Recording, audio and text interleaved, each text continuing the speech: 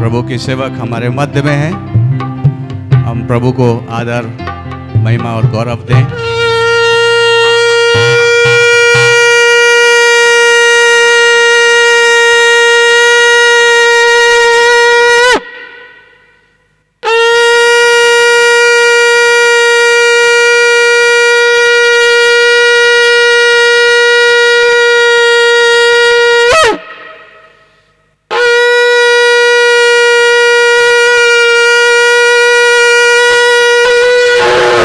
बोलो यीशु मसीह की।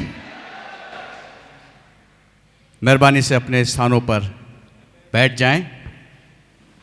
प्रभु का धन्यवाद हो, आज का दिन उसने हमारे जीवनों में दिया है जिसमें हम मगन और आनंदित हैं। परमेश्वर का वचन कहता है, यह की स्तुति करो, ईश्वर के पवित्र स्थान में उसकी स्तुति करो, उसकी सामर्थ्य से भरे हुए आकाश मंडल में उसकी स्तुति करो, उसके पराक्रम के कामों के कारण उसकी स्तुति करो, उसकी अत्यंत बढ़ाई के कारण उसकी स्तुति करो, नरसिंगा फूंकते हुए उसकी स्तुति करो, सारंगी और वीणा बजाते हुए उसकी स्तुति करो, डफ बजाते और नाचते हुए उसकी स्तुति करो, तार वाले बाजे बजाते और बांसुरी बजाते हुए उसकी स्तुति करो, ऊंचे शब्द वाली झांझ बजाते हुए उसकी स्तुति करो, आनंद के महाशब्द वाली झांझ बजाते हुए उसकी स्तुति करो। जितने प्राणी हैं सब के सब याह की स्तुति करें, याह की स्तुति करो। आमीन। हमारे प्यार करने वाले सामर्थी अनुग्रहकारी जीव दयालु पिता, एक बार फिर से आपकी दया के सिंहासन के सामने बड़ी नम्रता और दीनता के साथ आते हैं।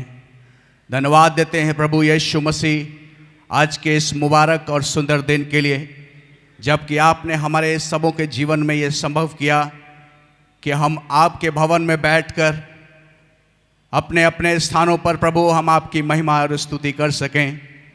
प्रभु जी, हम आपका धन्यवाद देते हैं कि आपकी करुणा और आपकी दया, आपका प्रेम और आपका अनुग्रह हमारे जीवनों में निरंतर बना रहता है। और प्रभु यीशु मसीह, हम धन्यवाद देते हैं जैसा कि आपका वचन कहता है, हे मेरे मन यहोवा को धन्य कह, जो कुछ मुझ में है उसके पवित्र नाम को धन्य कह। हे मेरे मन यहोवा को धन्य कह, उसके किसी भी उपकार को ना भूलना। प्रभु यीशु मसीह, हम आपका धन्यवाद देते हैं। एक एक उपकारों को याद करके हम आपकी महिमा करते हैं। प्रभु, हम धन्यवाद देते हैं आज के इस सुंदर दिन के लिए, जिसमें कि प्रभु हम विशेष रीति से एक साथ प्रभु आपकी आराधना और आपकी महिमा करते हैं। प्रभु यीशु मसीह, हम धन्यवाद देते हैं आपके सेवक के जीवन के लिए, उनके परिवार के लिए, उनके समर्पण के लिए, उनके त्याग और उनके प्रेम के लिए, उनके स्वभाव के लिए, कि प्रभु आपने अपना सा स्वभाव उनको जीवन में दिया है। प्रेमी पिता, होने दें खुदावंद कि निरंतर हम इसी प्रकार से उनके साथ आप में बढ़ते जाएं और आपकी महिमा करने पाएं। प्रेमी पिता, आपके लोगों को खुदावंद जो अपने स्थानों पर बैठे हैं, जहां कहीं भी आपकी आवाज़ सुन रहे हैं, प्रेमी पिता, एक एक को बड़ी आशीष और बरकत दें। उनकी तमाम परेशानियों को, तकलीफ़ों को आप दूर करें। प्रेमी पिता परमेश्वर, इस संस्था पर और खुदावंद इस भवन पर आपकी महिमा निरंतर होती रहे और प्रभु आपका राज बढ़ता जाए। हमारी इस आराधना को आप स्वीकार करें। भजनों का गाना, वचन का पढ़ा जाना और प्रभु वचनों का बोला जाना, प्रभु सब कुछ आपको भाए और आपके नाम की महिमा हो। हमारी अपराधों को, हमारी गलतियों को क्षमा करें। इस प्रार्थना को सुने और ग्रहण करें। यीशु के नाम से मांगते हैं पिता, आमीन, आमीन।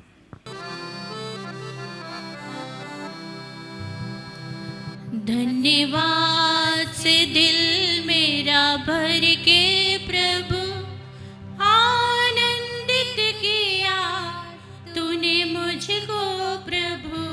धन्यवाद से दिल मेरा भर के प्रभु आनंदित किया तूने मुझको प्रभु। धन्यवाद।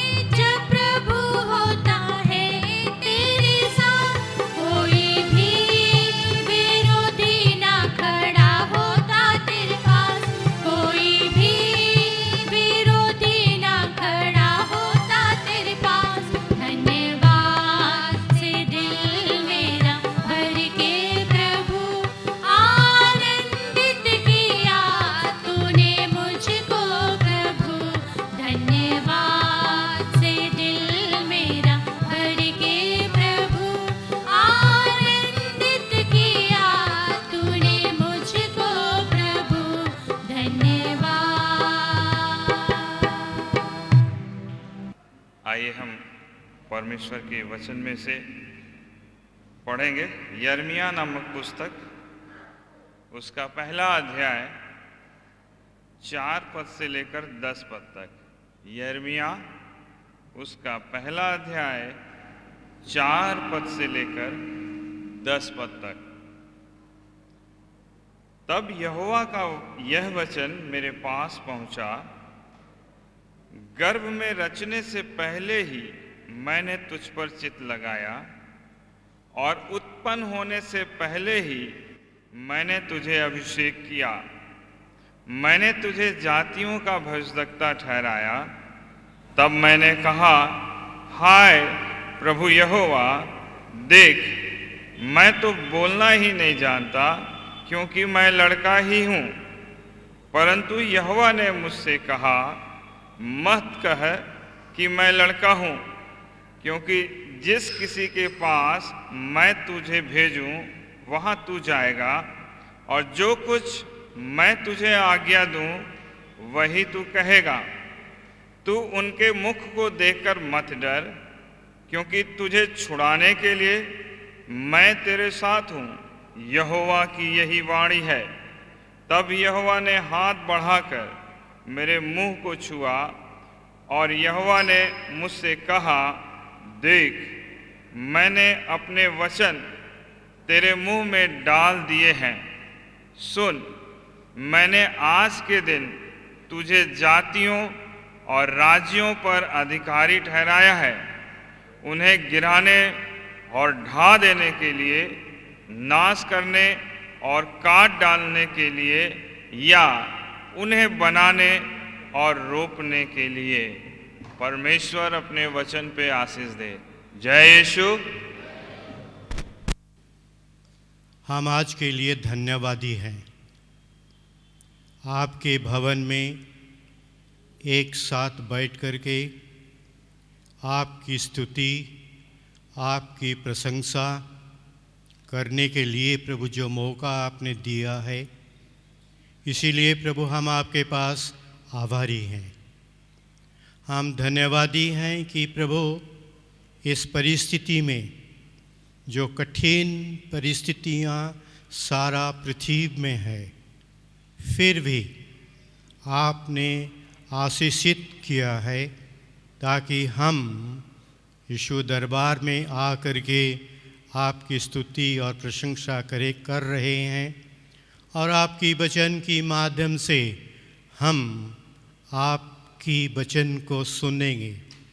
इसीलिए प्रभु पवित्र आत्मा की शक्ति और सामर्थ से हम सबको भरपूर कीजिए। हम धन्यवादी हैं हमारे भाई बहनों के लिए, जिन्होंने यहाँ पर बैठे हुए हैं। आप उनको पहचानते हैं, आप उनके दुख समस्या को समझते हैं। आप इन सबको आपके नाम से बुलाया है। आपने यीशु मसीह के माध्यम से हम सबको आशीषित किया है। इसीलिए प्रभु हम आपके पास आभारी हैं। ये भाई बहनों के लिए प्रभु ये विनती करते हैं, आप इन सबको, उनके परिवार को आशीषित कीजिए। आज के दिन में हम धन्यवाद देते हैं आपके सेवक के लिए, जिनको आपने बुलाया है, और यीशु दरबार के माध्यम से, हमारे विश्वविद्यालय के माध्यम से आप उनके द्वारा जो आशीषित किया है, इन सब के लिए प्रभु हम धन्यवादी हैं। और आज हम जो खुशियाँ मना रहे हैं, उनकी सेवकाई के जीवन के लिए ये विनती करते हैं कि प्रभु उनको पवित्र आत्मा की शक्ति सामर्थ से भरपूर रखे। उनके माध्यम से जितने लोग आपके वचन सुनते हैं, टीवी के माध्यम से, यीशु दरबार के माध्यम से, इन सब को वो वचन के माध्यम से आशीषित कीजिए। यीशु मसीह के नाम से हमें विनती करते हैं, आमीन। धन्यवाद देते हैं पिता परमेश्वर आज की सुंदर सुबह के लिए, इस आशीषमय समय के लिए प्रभु, जबकि आपने इस कोरोना काल में, जो एक महामारी का काल है, तमाम लोग अस्पतालों में तड़प रहे हैं, आइसोलेशन में हैं, लेकिन आपका अनुग्रह, आपकी आशीष हम पर रही और आपने हमें संभाला, इस महामारी से बचाया और इस लायक रखा कि आज आपके दरबार में, जो यीशु दरबार है, उपस्थित होकर आपके नाम की महिमा करें। हम धन्यवाद करते प्रभु जी अपने परिवारों के लिए जिन्हें आपने संभाला है, रक्षा की है और ये मौका दिया कि यहाँ पर आ सकें, आपके नाम की महिमा कर सकें। हम आपके नाम की स्तुति और प्रशंसा करते हैं, जय जयकार करते हैं और सारे लोगों को आपकी संपूर्ण सुरक्षा में सौंपते हैं। होने दे प्रभु जी ये महामारी आपके नाम से दूर की जाए, ये कोरोना काल खत्म किया जाए, आपकी महिमा हो, आपके नाम का जलाल जाहिर किया जाए, सारे लोग विश्वास के साथ और आनंद के साथ आपके नाम की महिमा करने पाएं और जो नकाब हमारे चेहरों पे दिखाई देते हैं प्रभु जी आपके सामर्थ के द्वारा हटाए जाएं, ये महामारी खत्म की जाए। सारा संसार इस महामारी की चपेट में है, तमाम लोग प्रभु जी इस महामारी के शिकार हो चुके हैं, इस दुनिया से विदा हो चुके हैं। हम प्रार्थना करते हैं प्रभु जी आपके अनुग्रह के लिए, आपकी आशीष और करुणा के लिए, अपनी दया को दिखाएं, अपनी करुणा को दिखाएं और अपनी सामर्थ के द्वारा इस महामारी को ख़त्म करें, ताकि एक बार फिर से आपके नाम का जय जयकार हो, लोग आपकी सामर्थ को पहचानें और जानें और कहें कि यीशु ही प्रभु है, सामर्थी परमेश्वर है। आज तक प्रभु जी आपने हम सब की रक्षा की है, आने वाले दिनों में और ज़्यादा हम सबको संभाल कर अपनी पाक पनाह में रखें। तमाम लोगों को जो बीमार हैं, तकलीफ़ में हैं, बीमारी के बिस्तरों पर पड़े हैं प्रभु, हम चाहते हैं कि आपकी सामर्थ के द्वारा वो उठाए जाएं, खड़े किए जाएं, चंगे हो सके और आपके नाम के जलाल के लिए इस्तेमाल किए जाएं। धन्यवाद देते हैं प्रभु जी आज की सुंदर सुबह के लिए जो आपने हमें दी है, कि बड़े विश्वास के साथ आपके इस सिंहासन के सामने आ सकें, आपके वचन से आशीषित किए जाएं, आपके अनुग्रह से भरे जाएं और हमारा जीवन एक आशीष का जीवन हो, हम बहुतों के लिए आशीष का कारण बन सकें। खास तौर से हम धन्यवाद देते हैं बाबा जी के लिए, जबकि प्रभु जी आपने उन्हें प्रधान सेवक नियुक्त किया, अपनी पवित्र आत्मा की सामर्थ्य से भरा, एक फलदायी वृक्ष के रूप में लगाया जो फलों से लदा हुआ है। होने दे खुदावन वो फल लोगों में तकसीम किए जाएं, जैसे बीते दिनों में तकसीम किए गए, आने वाले दिनों में और ज़्यादा लोगों में बांटे जाएं, ताकि वो आशीष चारों तरफ फैल सके, लोग आशीषित हो सकें। आपने उन्हें उस सोते के रूप में बनाया है जो सोता बहता रहता है और अपनी आशीष देता रहता है, लोगों को ठंडा पानी पिलाता रहता है और हम जानते हैं उस सोते का पानी कभी ख़त्म नहीं होता। जब आपने बाबा जी को एक सोते के रूप में बनाया है प्रभु, होने दें वो पानी चारों तरफ जाए, वो आनंद और आशीष का पानी, वो सुसमाचार के प्रचार का पानी चारों तरफ फैले और बहुत से लोग आशीषित किए जाएं, बहुत से परिवार बचाए जाएं और हम सब मिलकर आपके नाम का जलाल जाहिर कर सकें। इस महान आशीष के लिए जो आपने बाबा जी के रूप में यीशु दरबार को दी है, हमारी इस यूनिवर्सिटी सैम हिगनबॉटम को दी है, ताकि वो सारी आशीष लोगों में दिखाई दे, हमारे चेहरों पर आपका नूर और आपकी आशीष दिखाई दे। हम धन्यवाद करते प्रभु जी आज की इस आराधना के लिए और इस आराधना को आपके हाथों में सौंपते हैं। अपनी पवित्र आत्मा को उंडेलें और अपनी पवित्र आत्मा की सामर्थ्य से हमारी सारी ज़रूरतों को पूरा करें, सारी परेशानियों को दूर करें, सारी बीमारियों को दूर करें, ताकि हम सब बड़ी खुशी के साथ यहाँ से वापस जा सकें कि आपने अपने प्रधान सेवक के वचन के द्वारा हमारी सारी परेशानियों को दूर किया है। हमारी प्रार्थना को सुने, प्रभु यीशु मसीह के नाम में होकर हम मांगते हैं, आमीन। अब ये विशेष समय है कि बाबा जी की बहू बेटी अभिलाषा लाल के द्वारा एक विशेष संदेश जो कि वो बाबा जी को और हम सबों को सुनाना चाहती हैं, जो कि परमेश्वर के वचन पर आधारित है। हम इस समय बजाएंगे, आप उसको सुने। परमेश्वर आपको बड़ी आशीष दे। जय यीशु। जय यीशु। आप सबका प्रभु यीशु में हार्दिक स्वागत है। मैं अपने प्रभु परमेश्वर का धन्यवाद करती हूँ। मैं बाबा जी की बहू और उनकी बेटी हूँ, और आज के विशेष दिन के लिए प्रभु का पैगाम उनके लिए लेकर आ रही हूँ। आपको आपके साथ शेयर करना चाहती हूँ। जब मैं प्रभु के दास बाबा जी के जीवन को देखती हूँ तो मुझे लूका सुसमाचार जो 11वां अध्याय है उसकी 28वीं आयत मैं आपसे शेयर करती हूँ। उसमें लिखा है, उसने कहा, हाँ, परंतु धन्य वे हैं जो परमेश्वर का वचन सुनते और मानते हैं। मैंने हमेशा बाबा जी के दास बाबा जी को एक दास के रूप में हमेशा अपने परमेश्वर की भक्ति में लीन देखा है। उनके वचन को केवल वो सुनाते ही नहीं हैं, बल्कि वो अपने जीवन में उन्हें पूरा भी करते हैं, और खुद एक सच्चे परमेश्वर के भक्त की तरह अपने जीवन को वो रखते भी हैं। प्रकाशित वाक्य उसमें 3रा जो अध्याय है उसकी जो प्रकाशित वाक्य 3 और उसकी हम 8वीं आयत को देखेंगे। उसमें परमेश्वर ऐसे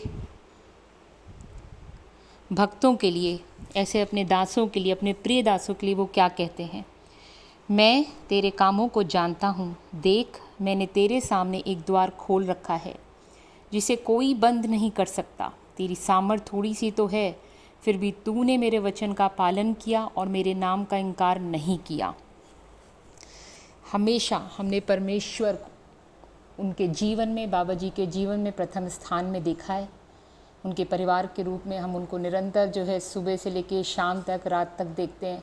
हमेशा हर कार्य में वो प्रभु को महिमा देते हैं, पहला स्थान देते हैं, प्राथमिकता देते हैं, और ये हमें उनसे सीखने को मिलता है। हम अपने प्रभु के बारे में जितना भी सीख रहे हैं, हम धन्यवाद देते हैं आपको डैडी कि आपसे हमें सीखने को मिलता है। आपके पीछे जब हम चल रहे हैं, हम सही राह पे चल रहे हैं और अपने परमेश्वर के और करीब हो रहे हैं। हम प्रार्थना करते हैं कि हम आपकी तरह उनके पीछे चलने वाले हों और उनको अपने जीवन में प्राथमिकता देने वाले हों, हर काम के ऊपर, हर चीज़, हर वस्तु के ऊपर। फिलिपियों में ये लिखा हुआ है, 1 अध्याय और उसकी 3री आयत में। मैं बस इतना ही कह सकती हूँ आपकी बहू के रूप में, आपकी बेटी के रूप में। मैं जब जब परमेश्वर का वचन कहता है तुम्हें स्मरण करता हूँ, तब तब अपने परमेश्वर का धन्यवाद करता हूँ। मैं प्रभु का बहुत बहुत अपने यीशु मसीह का धन्यवाद देती हूँ कि मैं आपके परिवार में आई, आपको अपने पिता के रूप में मैंने पाया, और आपसे कई प्रभु की बहुत सुंदर टीचिंग को सीखा है। और यही प्रार्थना करती हूँ कि आपकी तरह सामर्थ्य में परमेश्वर की और आपकी अगुवाई में एक अच्छी भीड़ बनकर परमेश्वर के पीछे चलने वाली हो सकूं। धन्यवाद इस शुभ दिन के लिए, प्रभु की आशीष के लिए आपको बहुत बहुत बधाई, और प्रभु परमेश्वर यीशु मसीह का लाख लाख बार धन्यवाद। आमीन। जय यीशु। परमेश्वर का बहुत धन्यवाद हो। वी थैंक गॉड, हम परमेश्वर का धन्यवाद करते हैं for today.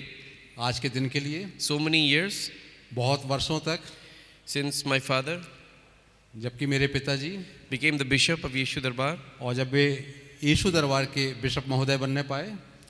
Now becoming a bishop is unique in its own way. ये बहुत अद्भुत है एक व्यक्ति का बिशप बनना।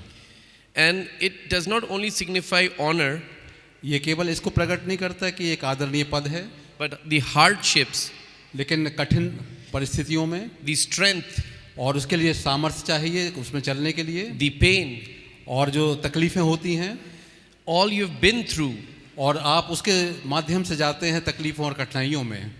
throughout the ministry when you first started. और जब आप सेविकाई आपने प्रारंभ की तो आपने कठिन परिस्थितियों को देखा है और उसमें चले हैं। So when a person starts in the ministry, और जब एक व्यक्ति जो है जो अपनी सेविकाई को प्रारंभ करता है, he starts with faith, और वह विश्वास के साथ प्रारंभ करता है, going into the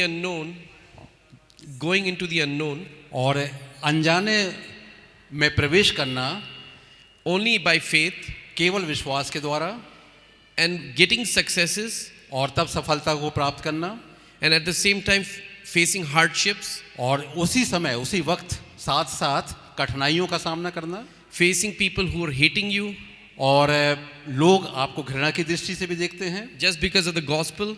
क्योंकि सुसमाचार प्रचार आप कर रहे हैं, People start discriminating against you और परमेश्वर के जन के साथ लोग भेदभाव भी करना प्रारंभ करते हैं, because you stood by your faith, क्योंकि आप विश्वास पर खड़े हुए हैं, and through faith you keep moving on, और विश्वास के कारण ही आप आगे बढ़ते जाते हैं, and everybody has to carry their own cross, और हर एक व्यक्ति जो है वो अपना क्रूस उठाकर चल रहा है, and that is what my father did, और वही काम मेरे पिता ने किया कि वे अपना क्रूस उठाकर चलते रहे, and he listened only to God, और केवल उन्होंने परमेश्वर से व्यक्तिगत रूप से उनकी बातों को सुना, and God honored him, और परमेश्वर ने उन्हें बहुत आदर भी दिया, and he made him the bishop. और परमेश्वर ने ही उन्हें बिशप महोदय बनाया। But what people must realize, लेकिन लोगों को इस बात को जानना चाहिए, bishop is not only an honor, which I said in the start. केवल आदर के लिए बिशप का पद नहीं होता है, It is the summation of all the hardships, of all the troubles, of all the persecutions, of all the sicknesses that man has gone through for the kingdom of God. और परमेश्वर के राज्य के लिए बहुत सी कठिनाइयां हैं, अड़चने हैं, दिक्कतें हैं, और उसमें से होकर उन परिस्थितियों में होकर एक बिशप को गुजरना पड़ता है, And that is what is the true meaning of being a bishop.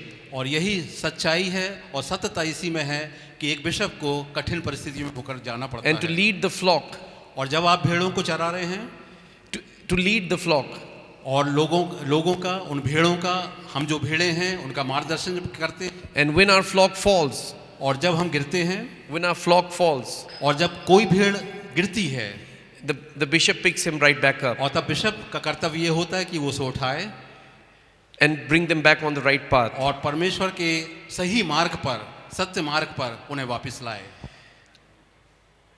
What I have seen in the believer's life today over these years, और इन वर्षों में मैंने एक विश्वासी के जीवन में इन बातों को देखा है, many believers, they will stand, they will preach, और बहुत से विश्वासी जो हैं वे आगे बढ़ते हैं, they will stand and they will preach. और वो खड़े होंगे और प्रचार भी करेंगे। However, when trouble comes, लेकिन जब कठिन परिस्थितियां आती हैं, they fall back. और वो गिर पड़ते हैं, The word we call timid. और इस तरह से हम परमेश्वर के वचन से हट जाते हैं। This is called being timid. और तब वे डर जाते हैं, उन परिस्थितियों को देखकर डर जाते हैं। And since 1992, 1992 when my father took over the university, the degree college back then, और जब आपने यहाँ पर विश्वविद्यालय में प्रवेश किया, when it was a degree college in और केवल यह 1992, डिग्री कॉलेज था, and from there his faith grew. और उस समय जब आपने यहाँ पर कदम रखा, उसके साथ ही इनका विश्वास प्रारंभ हुआ, And then he started the darbar, और तब उन्होंने दरबार को भी प्रारंभ किया, and the darbar grew very big as we know it today. और दरबार ने एक बहुत बड़ा रूप धारण आज कर लिया, जैसे कि हम देखते हैं। I have seen many Christians, मैंने बहुत से मसीहों को देखा है, many believers बहुत से विश्वासियों को देखा है, who came and stood by him, और बहुत से लोग इनके साथ खड़े हुए, but when troubles came, लेकिन जब कठिन परिस्थितियां आई, they fell back. और उन्होंने उनका साथ छोड़ दिया। हिंदी में कहते हैं ना, कुर्सी हर कोई चाहता है, कांटा कोई नहीं झेलना चाहता है। कुर्सी पे हर एक बैठना चाहता है, लेकिन वो कांटे बर्दाश्त नहीं कर पाता है। Sitting on the chair of the bishop लेकिन बिशप की कुर्सी पर बैठना is a throne of thorns, और ये कांटों की कुर्सी होती है जिस पर बैठा जाता है एक आर्दनी को, because you have to live life exemplary in God's sight, और परमेश्वर की दृष्टि में आपको एक परमेश्वर का जन होके जीना पड़ता है, and you have to be God-like in front of the people of God. और परमेश्वर के लोगों के सामने आपको परमेश्वर के स्वरूप बनकर प्रकट होना पड़ता है, And you have to love your enemies और आपको अपने शत्रुओं से भी प्रेम करना पड़ता है, and pray for those who persecute you. और जो आपको सताते हैं उनके लिए भी आपको प्रार्थना करना पड़ता है। Preaching is easy, देखिए, सुसमाचार प्रचार करना पुलपिट से बहुत आसान है, but practicing is difficult. लेकिन उस पर चलना सबसे कठिन है। Anybody can stand here and preach, कोई भी यहाँ पे पुलपिट पे आके खड़ा हो सकता है और सुसमाचार प्रचार कर सकता है, but what they do in their private lives, लेकिन व्यक्तिगत जीवन में उनका जीवन और भी in their public बदला होता lives, है। what they do in their private lives and what they do in their public lives is जो- much harder when you want to practice the gospel. जो लोगों को दिखाने के लिए कुछ होता है और यहाँ पर खड़े होने के लिए, प्रचार के लिए कुछ और हो सकता है, और परमेश्वर की इच्छा के अनुसार नहीं होता है वो। When you are a servant of God, you have to live till certain standards. जब आप परमेश्वर के जन हैं, परमेश्वर के व्यक्ति हैं, तो आपको ये अपना स्तर, जीवन का स्तर एक सही मैप में रखना पड़ता You है, have to lead by example, और आपको एक ऐसा जीवन जीना पड़ता है जो दूसरों के लिए उदाहरण का कारण हो, and that example is very difficult to follow, और ऐसा उदाहरण को पालन करना, उसके पीछे चलना बहुत कठिन बात है। because that is why Jesus said everybody has to carry their own cross. Why do we और- have to carry cross? Because it involves pain, suffering, heartbreak. और प्रभु यीशु मसीह ने कहा, अपना क्रूस उठा और मेरे पीछे चल ले, क्योंकि ये सबसे कठिन होता है। क्रूस को उठाना मतलब कठिन परिस्थितियों का, दुख का, यातनाओं का, विरोध का, इन सब बातों का सामना करना पड़ता है, And that is very hard.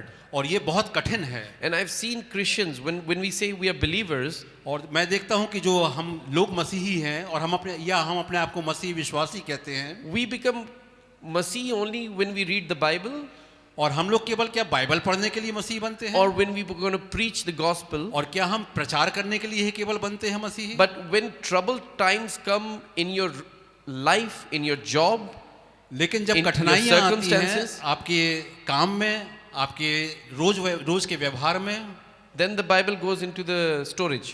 और तब बाइबल को आप छोड़ देते हैं और उसको किसी तखाल में रख देते हैं। I've seen many examples since my childhood till growing up till this day, people holding our hands and falling back. और मैंने ऐसे बहुत से लोगों को अपने बचपन से लेकर आज तक के दिन तक मैंने देखा है, बहुत से लोगों ने बाइबल को पकड़ा, बाइबल को पहचाना, मसीह में आ गए, विश्वासी बन गए, लेकिन फिर वे अपने पुराने रास्ते पर निकल गए, They become timid. और इस तरह से वे डर गए, डरने के कारण वो चले गए। For me, that is hypocritical.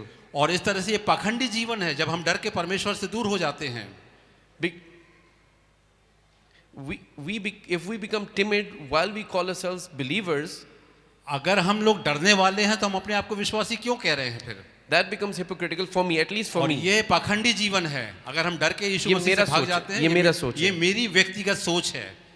Because we are given a responsibility, क्योंकि हमको जिम्मेवारियां सौंपी गई हैं, and we love when we are given a responsibility. और हम लोग को जो काम दिया गया है उसके प्रति हमारा प्रेम भी है। We love it, we like it a lot. हाँ, और हम लोग इसको पसंद करते हैं और कभी पसंद नहीं भी करते हैं। नहीं, पसंद ही करते हैं। पसंद ही करते जब हैं। कुर्सी देते हैं तो हर कोई पसंद करता है।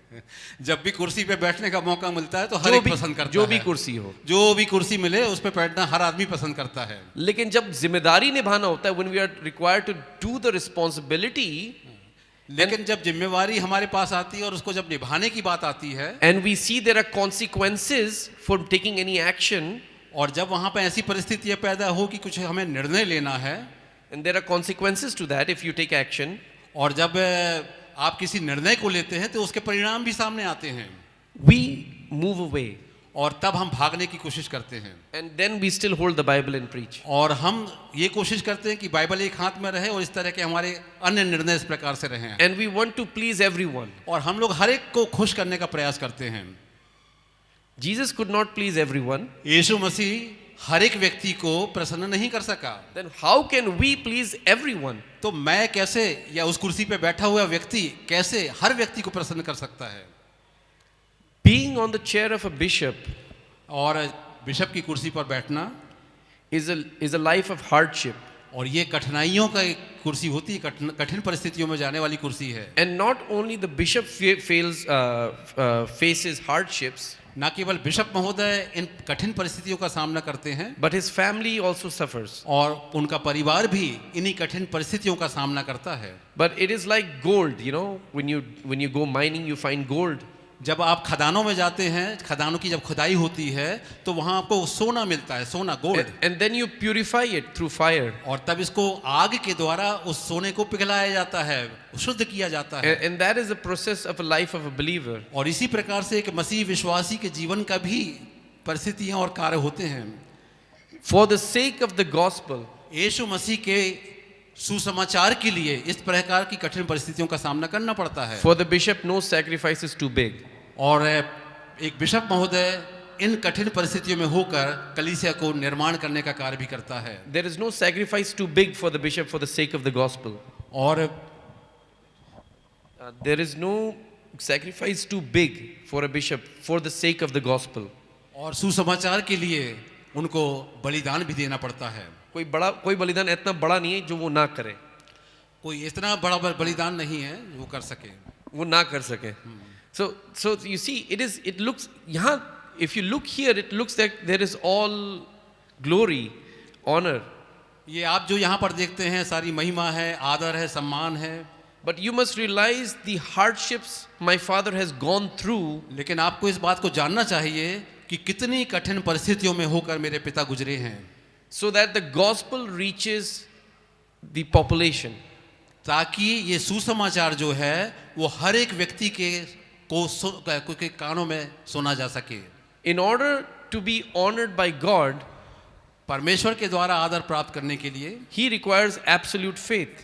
और उसके लिए उन्हें सर्वश्रेष्ठ, सबसे ऊंचा That's why विश्वास कायम रखना पड़ता we है। should only trust God, not man. क्योंकि वो मनुष्यों में नहीं, परमेश्वर में विश्वास रखते हैं। And that is what I've seen in my father. His faith has always been on God. और हमेशा से मैं बचपन से इस बात को देखता आया हूँ कि मेरे पिता ने हमेशा परमेश्वर को और परमेश्वर के प्रति विश्वास को ऊंचा स्थान दिया है। Therefore, it made no difference. और ये कोई अंतर नहीं है, It made no difference. कोई फर्क नहीं पड़ा. कोई फर्क नहीं पड़ा। Even when believers left him, even जो विश्वासी हैं उन्होंने भी मेरे पिता को छोड़ दिया। even people who were his supporters left him. जो उनके साथ साथ चलते थे वो लोग भी छोड़ के चले गए। His own people betrayed him. और उनके खुद के लोग जो थे आसपास घूमते थे वो भी उनको छोड़ के चले गए। It made no difference. लेकिन ये कोई अंतर प्रकट नहीं करता, because his faith was absolute on God, not on man. इन सारी बातों से उन्हें कोई अंतर नहीं पड़ा क्योंकि परमेश्वर का पूरा विश्वास इनका परमेश्वर में था, इंसान पे नहीं, इंसान पे विश्वास नहीं था। And therefore I encourage you, my brothers and sisters, और इसलिए मेरे भाइयों और बहनों मैं आपको प्रोत्साहित करना चाहता हूँ, always trust God no matter what circumstances. और कोई भी परिस्थितियां जो हों उन परिस्थितियों से आप डरे नहीं। And what God has chosen, परमेश्वर ने जिस व्यक्ति को चुना है and what God has put on the throne, और जिस को परमेश्वर ने उन कांटों के उस पर रखा है कुर्सी पर, will stay as long as God pleases, not what man desires. लेकिन मनुष्यों की इच्छा पर नहीं, लेकिन परमेश्वर की जब तक इच्छा है जब तक वो कुर्सी पर और आदर के पात्र बने रहेंगे, Because it is God's will, not man's क्योंकि ये will. परमेश्वर की इच्छा है, मनुष्यों की नहीं। And it is surprising to me to see sometimes even कभी believers कभी do मुझे not realize आश्चर्य होता that. है, Believers do not even realize that. और इवन विश्वासी जो हैं वो भी इस बात को अंगीकार नहीं कर पाते, एक्सेप्ट नहीं कर पाते, स्वीकार Because नहीं they're कर too पाते, much occupied in the worldly stuff. क्योंकि हम लोग जो हैं बहुत ज्यादा सांसारिक चीजों में लिप्त हो जाते हैं। We have to work in this world, but we cannot forget our focus on God.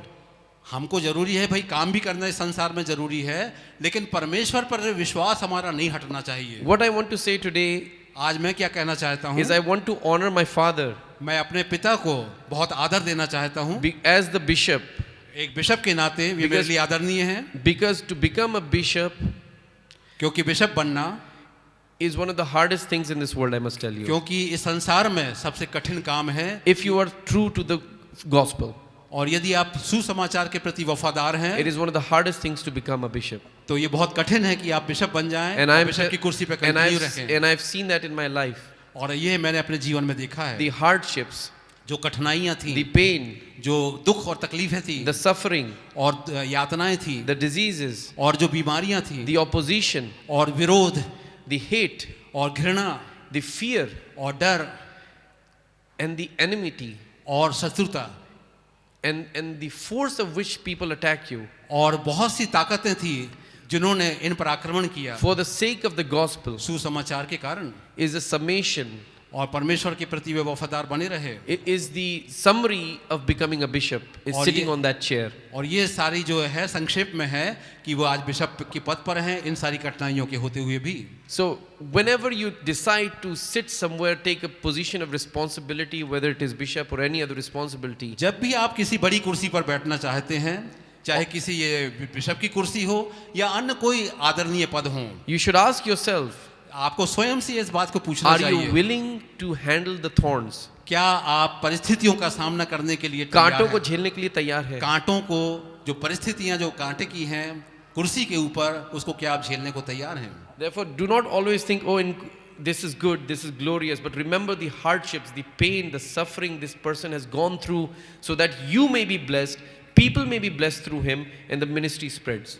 इस कुर्सी पर बैठने के लिए आप ये ना समझें केवल कि केवल आदर मिलता है और बड़ा सम्मान मिलता है, लेकिन सारी परिस्थितियां जो सामने जब आती हैं, कठिन परिस्थितियां, यातनाएं, कठिनाइयां, पीड़ा, दर्द, तकलीफें, कोर्ट केसेस इत्यादि जितने भी सामने जब आते हैं, उन पर चलना ही जरूरी है। और इस गवाही के द्वारा हम लोग जानने पाएं और हम लोग भी आशीषित हों कि ऐसी कठिन परिस्थितियों में जब हम सब विश्वासी चलते हैं तो परमेश्वर से आशीष पाते हैं। Because the glory which is to come is much greater.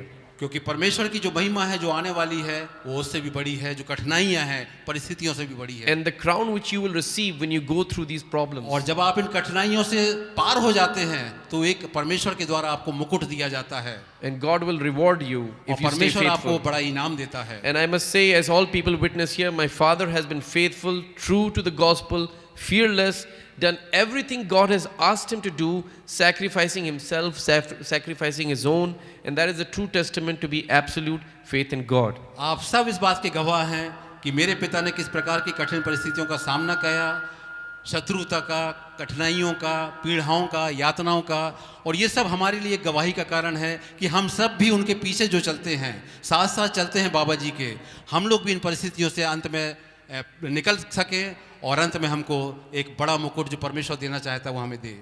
So God bless you all, and I must praise Jesus, praise God for blessing my father, for honoring him, and for using him for the kingdom's expansion. And I must say, I have rarely seen such people, although he is my father, but I have rarely seen such people holding on so much to the faith. He is indeed a pillar of faith. He is indeed the powerhouse. And God bless him, and God bless his soul, and may the ministry grow more. Thank you. आप सबों को मैं बहुत धन्यवाद देना चाहता हूं कि आप बधाइयां देने के लिए मेरे पिता को यहाँ पर पहुँचे हैं एक बिशप के रूप में। वे आदरणीय बिशप हैं और मैं चाहता हूं कि जिन परिस्थितियों से होकर वे गुजरे हैं वे हमारे लिए आशीष का कारण ठहरें और निरंतर हम परमेश्वर का धन्यवाद कर सकें उनके जीवन के लिए, उनके परिवार के लिए। और आपको बहुत बहुत धन्यवाद कि आपने सुंदर वचनों को हम तक पहुँचाया। Thank you. अब मैं यहाँ पे घड़ी उतार रहा हूँ। घड़ी उतारने का मतलब आप समझते हैं क्या है? घड़ी में रहता है टाइम। प्रोग्राम में लिखा हुआ इतना मिनट, वो तो मैं कर नहीं पाऊँगा, तो घड़ी उतारने का मतलब ये कि वो टाइम से अब कोई संबंध नहीं है। जय यीशु। परमेश्वर का बहुत धन्यवाद हो। आज एक बहुत विशेष दिन है और वो विशेष दिन इसलिए क्योंकि 8 वर्ष पहले हम लोगों ने बाबा जी को उनका बिशप होने के सौभाग्य में आनंद मनाया था। उसको हमने कमेमोरेट किया था, यानी कि बिशप वो पहले से थे। ये हमें थोड़ा समझना ज़रूरी है। परमेश्वर का वचन बताता है कि अध्यक्ष यानी कि बिशप की नियुक्ति परमेश्वर करता है, मनुष्य नहीं करता है। 4 आदमी एक समूह बनाकर वोट नहीं दे सकते, है ना, जैसे कि वोट की प्रथा है हमारे भारतवर्ष में, विश्व में सब जगह है। वो परमेश्वर के राज्य में वोट का स्थान नहीं है। परमेश्वर के राज्य में परमेश्वर की इच्छा का स्थान है। आज जो हमारे आदरणीय बाबा जी यहाँ पर बैठे हैं वो इसलिए बैठे हैं क्योंकि परमेश्वर ने उनको बुलाया है। रोमियो की पुस्तक उसका 11वां अध्याय 29वें पद में लिखा हुआ है कि परमेश्वर की बुलाहट और उसके वरदान अटल हैं। The gift and the calling of God are irrevocable, मतलब वो वापस नहीं लिए जा सकते। आज जब बाबा जी यहाँ पर हैं, हम परमेश्वर के कार्य को उनके जीवन में रिकग्नाइज कर रहे हैं। हम इस चीज़ को बताना चाह रहे हैं कि परमेश्वर ने और यीशु मसीह के द्वारा उनके जीवन में जो कार्य किए हैं हम उसका बखान कर रहे हैं। हम यीशु मसीह को महिमा दे रहे हैं, हम परमेश्वर को आदर दे रहे हैं। उनके जीवन को जब हम देखते हैं तो हम जानते हैं कि परमेश्वर ने उनके जीवन के द्वारा क्या किया है। उसके लिए हम आज धन्यवाद देने आए हैं कि परमेश्वर ने प्रभु यीशु मसीह के द्वारा उनके जीवन में पवित्र आत्मा के अभिषेक के द्वारा ये सारी चीज़ें जो करी हैं, बहुत सी हैं। अगर हम हर भाई बहन जो यहाँ बैठे हैं, अगर हम सबको टाइम दें तो मैं आपको गारंटी बताता हूँ 1 महीना लग जाएगा, तब भी हम लोग ख़त्म नहीं कर पाएंगे। मैं एक पद पढ़ना चाहता हूँ यहाँ से पे, उसके बाद रेवरेंड डॉक्टर हर्बर्ट जो कि सीनियर पास्टर हैं यीशु दरबार के, वो, और फिर मैं डॉक्टर रंजन जॉन से भी अनुरोध करूँगा, जब मैं ये पढ़ चुकूँगा तो उसके बाद वो आएंगे और यहाँ पे हम बाबा जी के का आदर आप सबों की तरफ से करेंगे। ये आदर जो हम परमेश्वर को दे रहे हैं बाबा जी को, वो आप सबों की तरफ से कर रहे हैं। इफिसियों की पत्री उसका 4था अध्याय और उसका पहला पद। इफिसियों की पत्री उसका 4था अध्याय पहला पद। यहाँ पे इसलिए इस प्रकार से लिखा हुआ है, इसलिए मैं जो प्रभु में बंदी हूँ तुमसे विनती करता हूँ कि जिस बुलाहट के से तुम बुलाए गए हो उसके योग्य चाल चलो। बुलाहट यानी कि परमेश्वर की बुलाहट, वो बुलाहट मनुष्य की नहीं है, परमेश्वर की बुलाहट। सो बाबा जी जो आज यहाँ पे हमारे बिशप के सम्मान में हैं, वो सम्मान परमेश्वर ने उनको दिया है, हमने नहीं दिया है और ना हम कभी दे सकते हैं। थोड़ा बहुत हम लोग कर सकते हैं, ताली उली बजा लेते हैं और अच्छी बातें कह सकते हैं, पर वो सम्मान, वो बुलाहट परमेश्वर की ओर से उनके ऊपर है और वो अटल है। उसको कोई डिसाइड नहीं कर सकता, चाहे वो कोर्ट हो, चाहे वो संस्था हो, चाहे वो 4 आदमी डिक्लेयर कर दें कि ये सब ऐसी है वैसे ही है, जो कुछ भी कहना चाहें वो उसको खारिज नहीं कर सकते। क्यों? क्योंकि अथॉरिटी, जो अधिकार है, वो परमेश्वर के वचन का है। परमेश्वर का वचन हर बात में सुप्रीम अथॉरिटी है, सबसे बड़ा अधिकार है। ये समझना बहुत ज़रूरी है। हम परमेश्वर के वचन के अधिकार के कारण जो बुलाहट उन्होंने बाबा जी को दी, उसको हम रिकग्नाइज, उसको हम पहचानते हैं, उसको हम आदर देते हैं, पहली चीज़। दूसरी चीज़, यीशु दरबार, आप लोग जहाँ यहाँ बैठे हैं और हज़ारों की संख्या में जो लोग देख रहे हैं यूट्यूब पे, और उससे भी ज़्यादा देश विदेश में जहाँ कहीं भी लोग देख रहे हैं, ये यीशु दरबार जो है वो मनुष्य के द्वारा लगाया हुआ नहीं है, ये परमेश्वर के द्वारा लगाया हुआ है। हमने आज तक कभी किसी को नहीं बुलाया, बाबा जी ने किसी को कहीं पे निमंत्रण नहीं भेजा, एडवर्टाइजमेंट नहीं किया। बहुत से लोग कंपनीज में एडवर्टाइजमेंट करते हैं और यूट्यूब में और जगह जगह जाके लोगों को बुलाते हैं। यीशु दरबार में कभी ऐसा नहीं हुआ। और आज की तारीख में जब से परमेश्वर ने यीशु दरबार की नींव डाली, करोड़ों की संख्या में लोग उससे प्रभावित हो चुके हैं, हम उनको जानते भी नहीं हैं।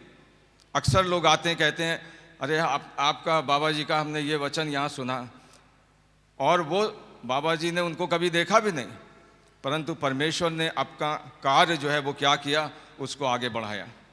तो आज हम विशेष रूप से जब यहाँ पे आए हैं, इसको ही समझना बहुत ज़रूरी है कि बाबा जी की बुलाहट, उनकी कॉलिंग, वो किसकी ओर से है? परमेश्वर की ओर से है।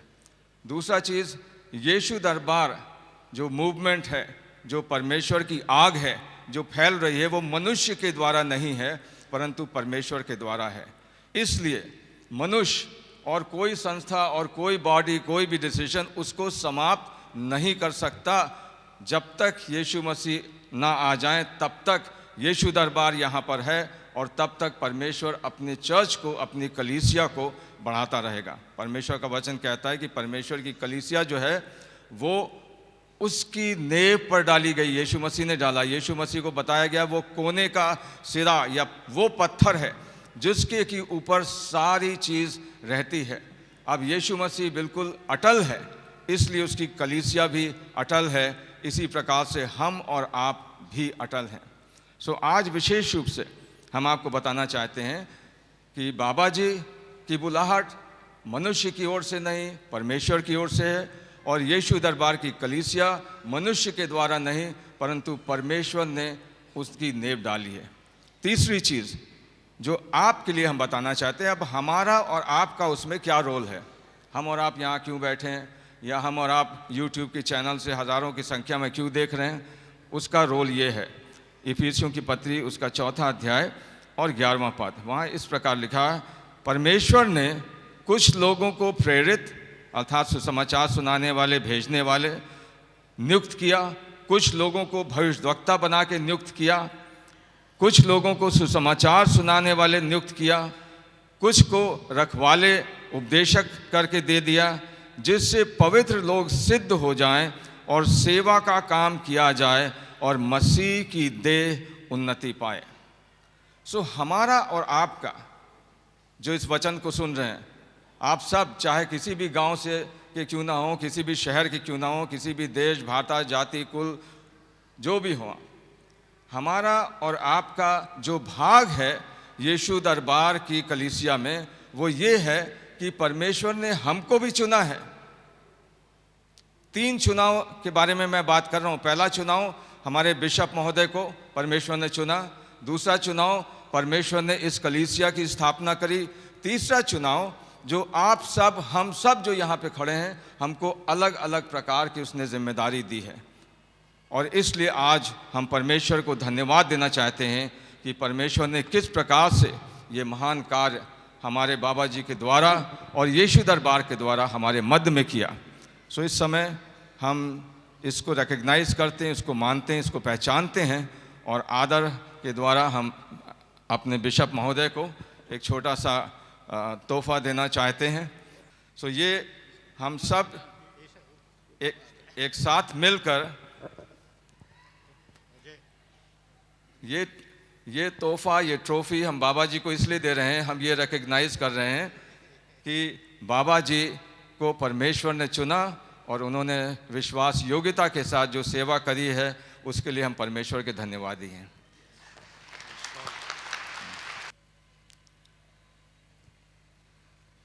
बिशप साहू हमारे आदरणीय बाबा जी को ये शॉल देकर परमेश्वर को धन्यवाद दे रहे हैं। अब हमारी बेटी रानू ये माता जी के लिए विशेष रूप से हम दे रहे हैं, उनको देने के लिए हम परमेश्वर का धन्यवाद देते हैं। अब मैं अनुरोध करूंगा हमारे भाई सर्वजीत हरवर्ट से, जो कि यीशु दरबार के सीनियर पास्टर हैं, कि वो आकर गाने के द्वारा हमें उत्साहित करें। आज का जो विशेष दिन है वो बाबा जी के लिए तो नहीं है। आज का दिन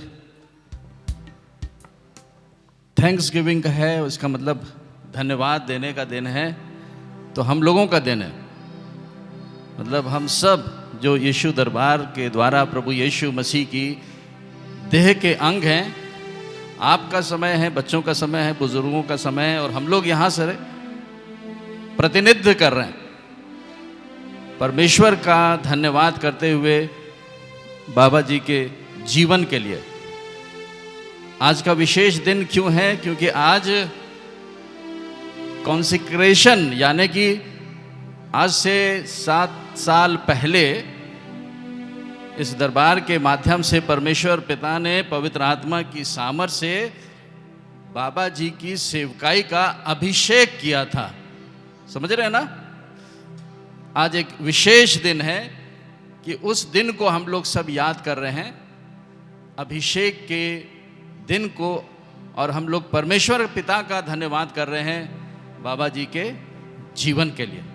तो आप सब धन्यवाद दे रहे हैं। हालेलुया, जोर से बोले यीशु मसीह की। हाँ, तो इसके द्वारा परमेश्वर को धन्यवाद कर रहे हैं कि परमेश्वर ने इस स्थान पर एक अगुवा दिया। हमने पहले ही बता दिया कि यह समय आज आप सबों का है, इसलिए हम गाने के साथ भी समय ले रहे हैं। बिशप महोदय से इससे पहले कि हम एक भजन को गाएं, एक वचन आपके सामने बांटना चाहते हैं आज के दिन के लिए, जो इब्रानियों की पत्री उसके 13 अध्याय के और 7वें पद में लिखा हुआ है। सबके लिए, जो तुम्हारे अगुवे थे या अगुवे हैं। कौन? जो तुम्हारे अगुवे। कौन? अगुआ समझते हैं ना, नेता कहते हैं, तुम्हारे आत्मिक नेता हैं, तुम्हारे अगुए हैं। तो आज हमारे आत्मिक नेता बाबा जी हैं, जिनके लिए हम लोग सब प्रभु का धन्यवाद कर रहे हैं। लिखा है, जिन्होंने तुम्हें परमेश्वर का वचन सुनाया, उन्हें स्मरण रखो और ध्यान से, कैसे बोलो भाई, ध्यान से उनके चाल चलन का अंत देखकर उनके विश्वास का अनुकरण करो। बोले आमीन। 3 बातों को यहां पर वचन में आज के इस बेशकीमत दिन के लिए हमसे और आपसे परमेश्वर का वचन कह रहा है कि अपने जो अगुए हैं, जो परमेश्वर ने इस यीशु दरबार में अगुआ चुना है। अगुआ बहुत से होते हैं, बहुत से लीडर्स होते हैं। अभी पास्टर साहब ने बताया कि मंडली के अंदर 5-fold मिनिस्ट्री है, प्रभु यीशु मसीह उनको नियुक्त करता है। लेकिन मंडली की स्थापना के बाद सदियों में, हर एक जनरेशन में, हर एक पीढ़ियों में परमेश्वर ने अगुओं के अगुवाई के लिए भी अगुवे चुन रखे हैं। बहुत से अगुवे हैं, दरबार में बहुत से लीडर्स हैं, लेकिन उन अगुओं के ऊपर भी परमेश्वर सदियों से अलग अलग समय से अपने सेवक को चुन कर रखता है, जिसे बिशप कहते हैं हम लोग। तो इस परमेश्वर के महान कामों का केवल आप ही धन्यवाद नहीं कर सकते हैं जो मंडली में है, लेकिन हम भी उस हक को लेते हैं जिनको परमेश्वर ने इस यीशु दरबार के माध्यम से प्रभु यीशु मसीह की राज्य की सेवा के लिए नियुक्त किया है, कि हमको भी संभालने के लिए परमेश्वर ने एक अगुआ दिया है। हर एक 100 साल पे अलग अलग देशों में एक बेदारी आई है। बेदारी क्या आई है? बोलो, बोले बेदारी। सब लोग बोले बेदारी, आत्मिक बेदारी। तो ये आत्मिक बेदारी जो स्पिरिचुअल रिवाइवल है, उसके द्वारा अंधकार इस जगत से मिटता गया है। तो इस आत्मिक बेदारी के लिए हम लोग परमेश्वर पिता का धन्यवाद करते हैं कि इस यीशु दरबार के सेवकाई में बाबा जी को एक अच्छे अगुवे के रूप में रखा है, जिन्होंने हर समय अपने जीवन में परमेश्वर के वचन को बांटने की कोशिश की है। लिखा है, क्या है? अगुवे थे या अगुवे हैं जिन्होंने तुम्हें परमेश्वर का वचन सुनाया है। इसलिए ये हमारे अगुवे हैं।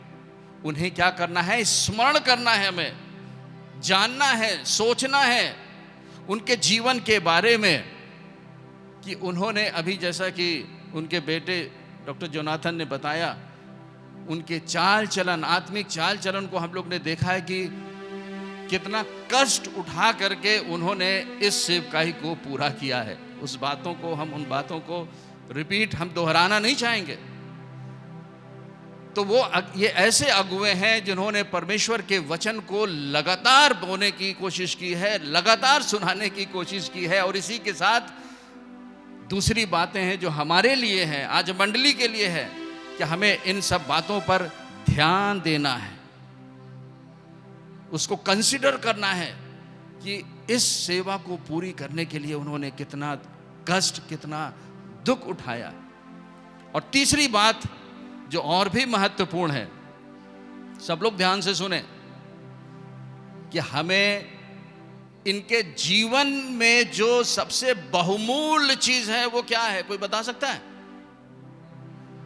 बाबा जी के जीवन में जो सबसे बहुमूल्य आशीष परमेश्वर ने दी है वो क्या है? विश्वास। आमीन, हालेलुया।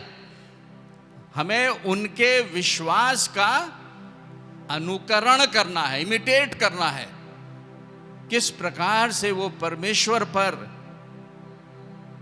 परमेश्वर सृष्टिकर्ता पर, परमेश्वर के पुत्र प्रभु यीशु मसीह जो हमारे और आपके सारे संसार का उद्धार का करता है, उस पर ना केवल विश्वास किया है परंतु उसकी सामर्थ्य, उसकी बुद्धि और उसकी भलाई को हमारे और आपके जीवन में प्रकट किया है।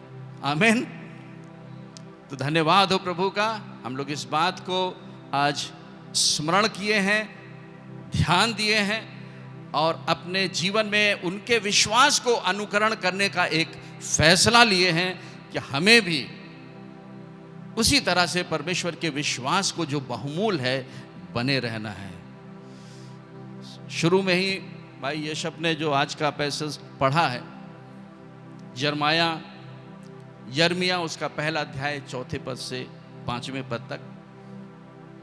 और जब हमको ये आदेश हुआ कि एक भजन गाना है तो वही भजन मिला था जो भाई रॉबिन भी गाते हैं, आज है नहीं वो, जो कि जर्मिया उसके पहले अध्याय उसके 4 और 5वें पद पर आधारित है और जो इस प्रकार कहता है, तब यहोवा का ये वचन मेरे पास पहुंचा, गर्भ में रचने से पहले ही मैंने तुझ पर चित्त लगाया, उत्पन्न होने से पहले ही मैं तुझे अभिषेक किया, मैंने तुझे जातियों का भविष्यद्वक्ता ठहराया है।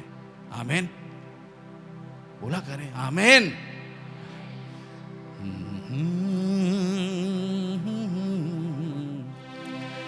ये आंसू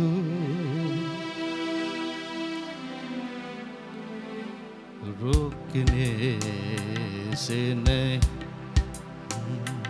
धन्यवाद के ये आंसू रोकने से नहीं थमते, रोका जो गया उनको धारा बन ये बहते, रोका जो गया उनको धारा बन ये बहते, धारा बन ये बहते, धन्यवाद के ये आंसू रोकने से नहीं थमते।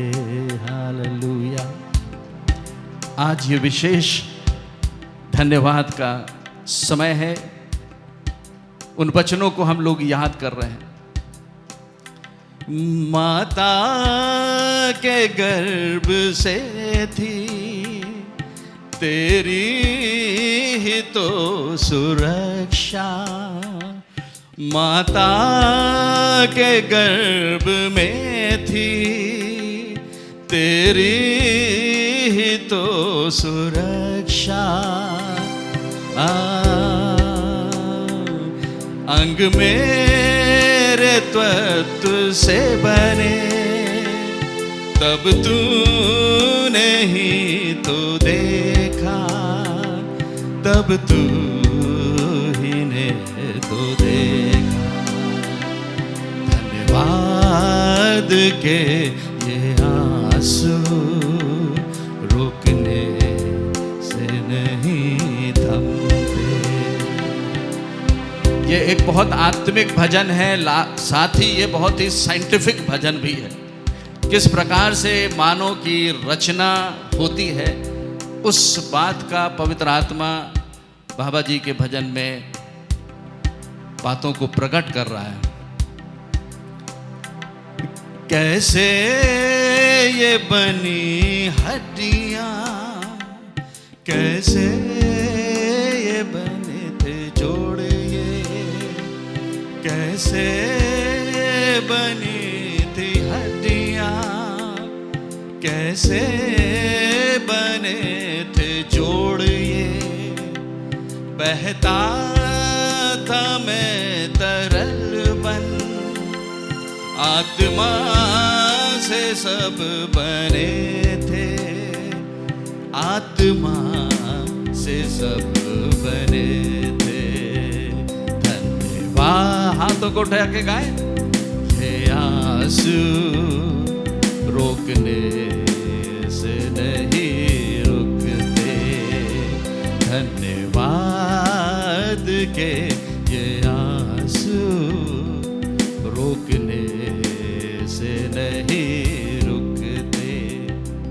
अपना ही स्वरूप देकर जीवन दिया था तूने।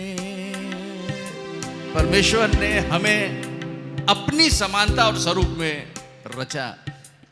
ये भजन में हम लोग गा रहे हैं, ओ अपना ही स्वरूप देके जीवन दिया था तूने। सांसों में सांस डाली, आत्मा बनाया तूने, आत्मा बनाया तूने। धन्यवाद के ये आंसू रोकने से नहीं थमते। रंग रूप सभी तो सुंदर आए तब तुम्ही से। रंग रूप सभी तो सुंदर आए सब तुम्ही से। जग की ये हवाएं दूर ले गई थी तुमसे, दूर ले गई थी तुमसे। धन्यवाद के ये आंसू रोकने से नहीं रुकते। मसीहा लाया जीवन, ये जीवन भी तुम्ही से। मसीहा लाया जीवन, ये जीवन भी है तुमसे। लाल जीवन धन पाया, ये धन है तुम्ही से, ये धन है तुम्ही से। सब हाथों को उठा के धन्यवाद के ये आंसू रोकने से नहीं थमते। रोका जो गया उनको धारा बन ये बहते। रोका गया जो इनको धारा बन ये बहते। धारा बन ये बहते। धन्यवाद के ये आंसू रोकने से नहीं थमते। धन्यवाद धन्यवाद धन्यवाद। आइए हाथों को उठा करके सब प्रभु यीशु मसीह का धन्यवाद करें कि उसने स्वर्गीय जीवन से हमें दिया, अनंत जीवन को दिया है। धन्यवाद करें उन वचनों को जो हम लोग ने इस दरबार के माध्यम से निरंतर सुना है। ये जीवन का वचन है, वो प्रभु यीशु मसीह के अनंत जीवन को अपने सेवक के द्वारा हम सबों को दिया है। पिता, हम तेरी महिमा तेरा आदर करते। पवित्र आत्मा, एक नए ताजे अभिषेक को हम लोग एक मंडली में एक मन होकर के यीशु मसीह के नाम से तेरे सेवक के ऊपर हम लोग रिलीज करते हैं। Let the fresh anointing of the Holy Spirit come upon him, Holy Spirit। एक उस बड़े बेदारी के अंत के समय के उस महान बेदारी में आत्माओं को बचाने के लिए प्रभु यीशु मसीह के नाम से पवित्र आत्मा तेरा न्याय और ताजा अभिषेक इनके ऊपर उतरे, जिससे कि ये देश तेरा ज्योति में बदल जाए। यीशु के नाम से मांगते हैं, आमीन। जय यीशु। था तब परमेश्वर ने कहा उजाला हो तो उजाला हो गया, और परमेश्वर ने उस प्रकार से पूरी सृष्टि निरंतर करता चला गया। जब बेडौल और सुनसान जीवन होता है, परमेश्वर का आत्मा हमारे ऊपर मंडराता है। हालेलुया। जब भी जीवन में सूनापन होता है, जीवन में सूनापन हो आपकी जिंदगी में दुख और तकलीफें होती हैं, आपकी जिंदगी में परेशानियां और मुसीबतें होती हैं। आप एक बात अच्छी तरह से जान लीजिए, जब पृथ्वी बेडौल थी और सुनसान थी, अंधियारा था, और ऐसे वक्त में जब पृथ्वी सुनसान हो, बेडौल हो, जब आपकी जिंदगी सुनसान हो, जब आपके जीवन में तूफान हो और आपका जीवन बेडौल है, कोई शेप नहीं है जिंदगी का, मुसीबतों से भरा हुआ है, आपके जीवन को बेताब कर रखा है, ऐसे समय में प्रभु का वचन कहता है परमेश्वर का आत्मा गहरे जल के ऊपर मंडराता था। आज भी मेरे प्रियो, हर सेंचुरी की बिगिनिंग में हम देख रहे हैं, हर सेंचुरी की शुरुआत में देख रहे हैं किस तरीके से परमेश्वर का आत्मा मंडराता रहा है। चाहे 1905 का जिक्र रहा हो, चाहे 2005 का जिक्र रहा हो, 2000 में, 1900 की बिगिनिंग में, 1800 की बिगिनिंग में, 1700 की बिगिनिंग में, अगर आप इतिहास देखोगे, सुसमाचार के जागृति का इतिहास, तो आपको हर सेंचुरी की बिगिनिंग में मिलेगा। वजह, पवित्र आत्मा मंडराता है। हालेलुया। परमेश्वर का आत्मा प्रेम से उमड़ता है मनुष्य जाति के लिए, मनुष्य जाति की मुसीबतों को देखकर। और एक बात और आपको मैं ध्यान दिलाना चाहूंगा, हर सेंचुरी की बिगिनिंग में 1905, 1910 के आसपास, जैसे आजकल 1920, 2019 में महामारी आई, ऐसे ही हर बिगिनिंग में महामारी भी आई है। यह भी अजीब किस्म का कोइंसिडेंस है कि महामारी भी उसी वक्त आती है और परमेश्वर के आत्मा की बेदारी भी उसी दौरान आती है। हालेलुया, जय यीशु। तो जब महामारी आई है तो बचाने वाला भी तैयार है, तो वो बचाने के लिए तैयार है। प्रभु का धन्यवाद हो कि जब हमारा जीवन बेडौल और सुनसान होता है, जब बेडौल और सुनसान जीवन है, उस वक्त परमेश्वर का आत्मा हमारे ऊपर मंडलाता है। हमने कहा, चाहे वो 1700 ईस्वी की शुरुआत हो, चाहे वो 1800 ईस्वी की शुरुआत हो, चाहे वो 1600 ईस्वी की शुरुआत हो, 1500 ईस्वी की शुरुआत हो, हम 1900 की शुरुआत की बात करें और अब 2000 की शुरुआत की बात करते हैं, इन सारी सदियों में, सदी के आरंभ में हमेशा बड़ी बड़ी महामारियां आई हैं।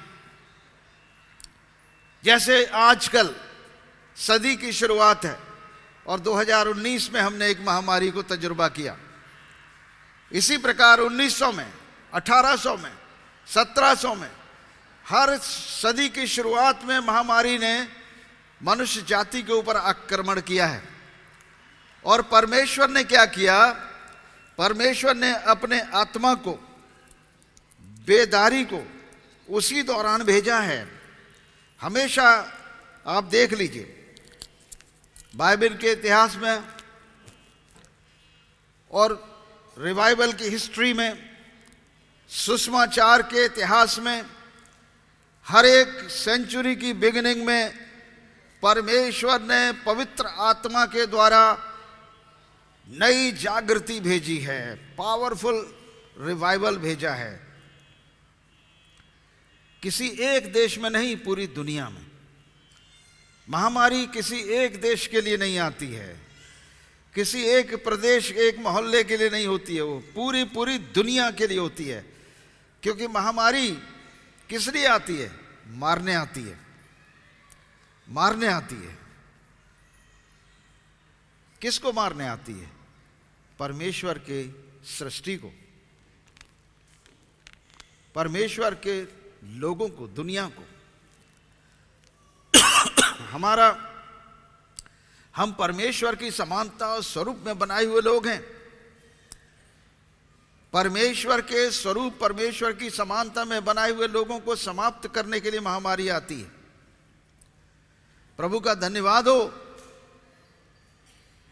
प्रभु यीशु मसीह ने कहा, चोर चोरी करने और घात करने आता है। महामारी घात करने आती है, और प्रभु यीशु मसीह ने कहा, मैं इसलिए आया कि तुम जीवन पाओ और बहुतायत का जीवन पाओ। यूहन्ना के 10 अध्याय और 10 पद में प्रभु यीशु मसीह का वचन साफ साफ कहता है कि वो किस लिए आए दुनिया में। चोर चोरी करने और घात करने आता है, परंतु मैं इसलिए आया कि तुम जीवन पाओ और बहुतायत का जीवन पाओ।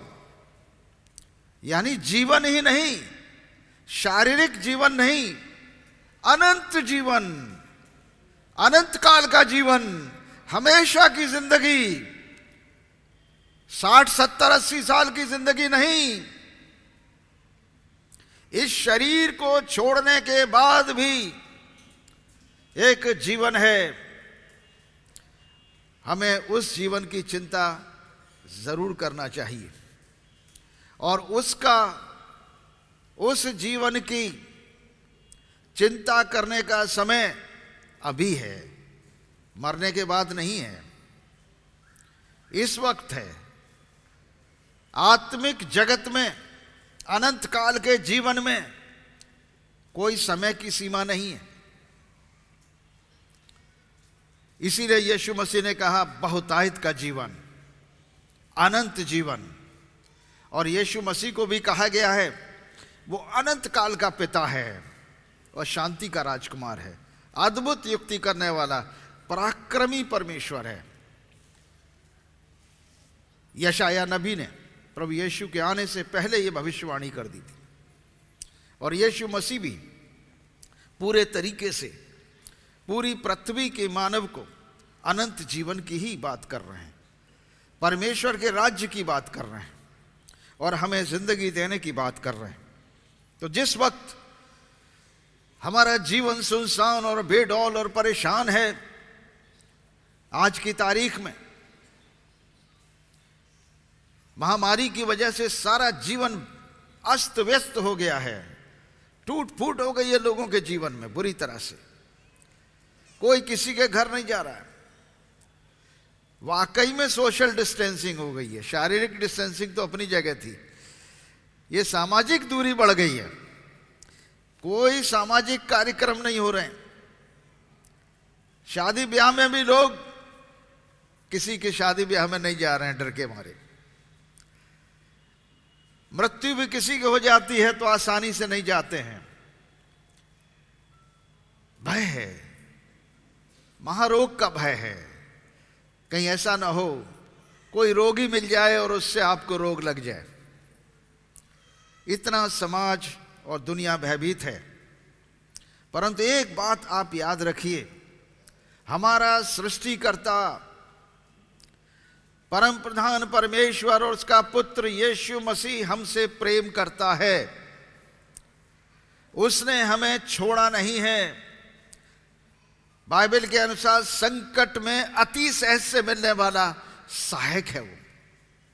आज संकट है दुनिया में, पूरी पृथ्वी पर संकट है, तो जो आसानी से मिलने वाला सहायक है, क्यों नहीं हम उसके पास जाते हैं।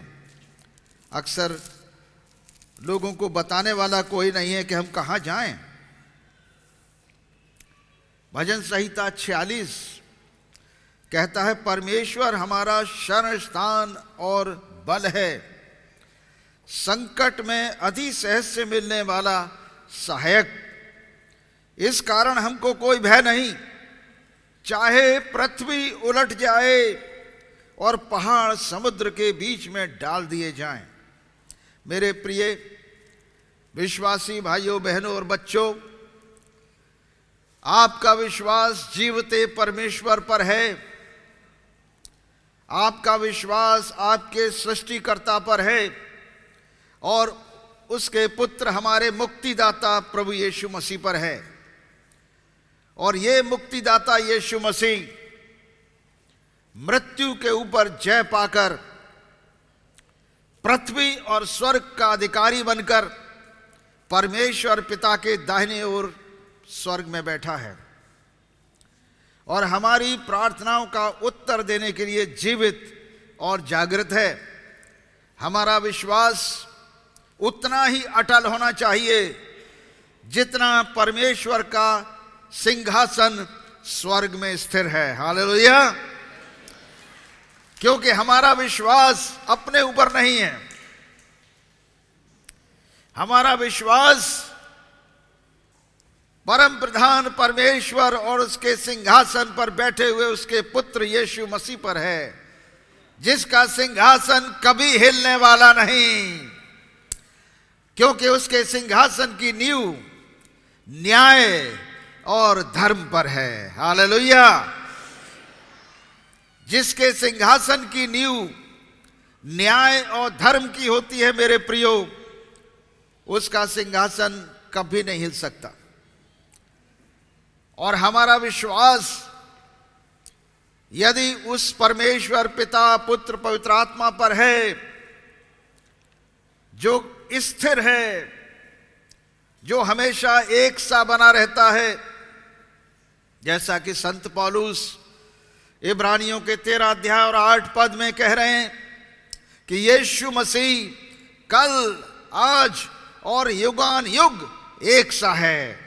यानी जो कुछ उसने कहा है उसे वो करने के लिए जीवित और जागृत है। और इसी कारण तुम्हारा विश्वास स्थिर रहना चाहिए, चाहे कैसा भी संकट क्यों न हो। हमें विश्वास में मजबूत रहना है। महामारी हो, कुछ भी हो, हमारा विश्वास हमारा जीवते परमेश्वर पर रहना चाहिए। क्यों? क्योंकि लिखा है संकट में अति सहज से मिलने वाला सहायक है। और इसी कारण हर सेंचुरी की बिगिनिंग में पवित्र आत्मा मंडराया है। पवित्र आत्मा मंडराया उसी समय महामारियां भी आई हैं, ज्यादा से ज्यादा लोगों को घात कर सकें, परंतु परमेश्वर के आत्मा ने प्रेरणा देकर अपने दासों को सुसमाचार सुनाने के लिए उसी दौरान खड़ा भी किया है। और उन्होंने दुनिया में रिवाइवल लाए, सारी दुनिया में जागृति आई है, भारत में भी आई है। हम उसके लिए धन्यवाद करते हैं परमेश्वर का। यीशु दरबार के लिए प्रभु ने हमसे बोला कई वर्षों पहले। प्रभु ने कहा मेरे लिए नाव बनाओ, नाव, क्योंकि बाढ़ आने वाली है और जो भी नाव में बैठेंगे वो नूह के समय के समान बच जाएंगे। नाव बनाओ। क्या है वो नाव? हमने पूछा प्रभु से। प्रभु ने कहा यीशु दरबार नाव है, इसमें जो बैठ जाएंगे वो अनंत जीवन पा जाएंगे।